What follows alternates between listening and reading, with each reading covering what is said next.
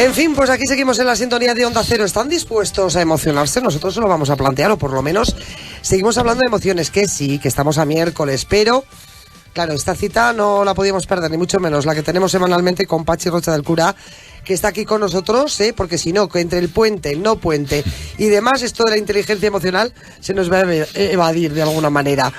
Pachi, muy buenos días, bienvenido. ¿Qué tal? ¿Cómo estás? Pues nada, aquí estamos en disposición de hablar de emociones. Y fíjate que nos gustaría, quizás porque hoy vamos a poder dar justo unas pinceladas al respecto de este asunto, que nos hablases de la diferencia, ¿no?, que existe entre emoción, sentimiento y estado de ánimo. Que a veces que se hace una mezcla y no sabemos diferenciar. Sí, esto venía a colación de lo que hablamos la semana pasada, de lo que era la inteligencia emocional, ¿no? Bueno, pues emoción tiene una raíz, que es una raíz latina, que es mover, que es mover hacia afuera, ¿no? Entonces, emoción tiene que ver con predisposiciones a la acción. Cuando estamos tristes hacemos unas cosas y no hacemos otras. Cuando estamos alegres hacemos unas cosas y no hacemos otras, ¿no?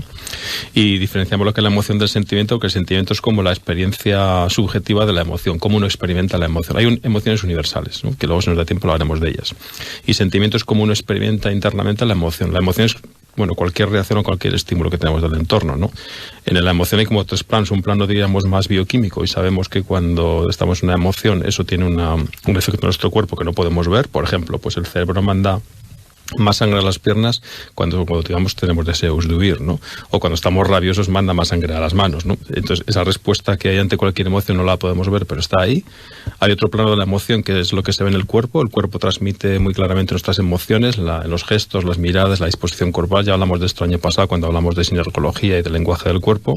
Y el tercer plano es lo que hacemos con la emoción, que como te digo son predisposiciones para la acción. O sea, tres planos: uno bioquímico, uno que se ve en el cuerpo y uno que tiene que ver con lo que hacemos, con una predisposición a la acción que está muy ligada a cada una de las emociones. Y el sentimiento sería la vivencia subjetiva. El estado de ánimo, ¿qué es? Pues es una emoción que se mantiene en el tiempo, que se atenúa. Por ejemplo, imagínate que hay algo que te pasa, que te da mucha rabia. Esa rabia no la podemos mantener con esa intensidad en el tiempo, entonces se atenúa, pero sí que estamos en ese estado de ánimo. O sea, que es como una emoción atenuada, de tal manera que si estoy rabioso por lo que me pasa, pues luego estamos enfadados con el mundo, que decimos ahora, ¿no? Eso es que a lo mejor no tiene la culpa el mundo, ¿no?, de lo que nos pasa realmente, pero lo aplicamos, es una emoción que se mantiene y entonces que tiene un factor, diríamos, temporal, por diferenciar lo que es emoción, sentimiento, estado de ánimo, porque a veces hablamos de esas palabras, las confundimos y está bien, ¿no?, tener un poco algunas distinciones sobre este glosario emocional, ¿no? Pachi, nos hablabas de emociones universales. ¿Cuáles son estas?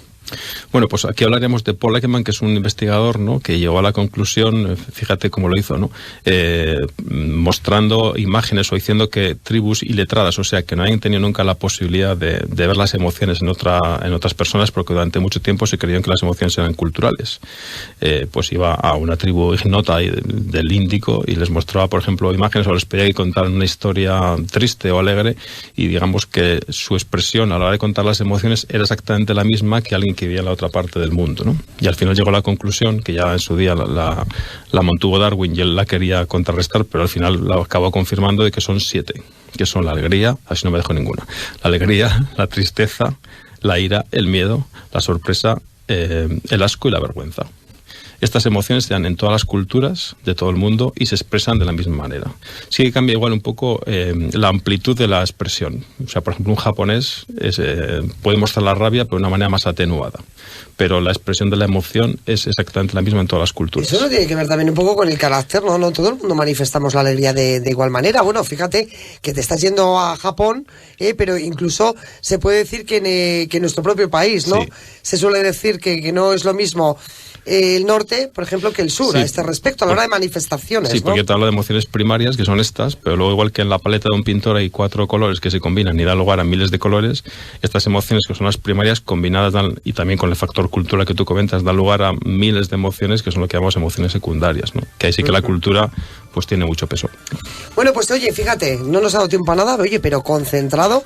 Es que me estaba acordando de las emociones del sur y el norte, porque lo solemos hablar mucho en Semana Santa, ¿no? Cuando dicen, pero ¿cómo se manifiestan en Andalucía esas emociones, lloros, gritos y demás?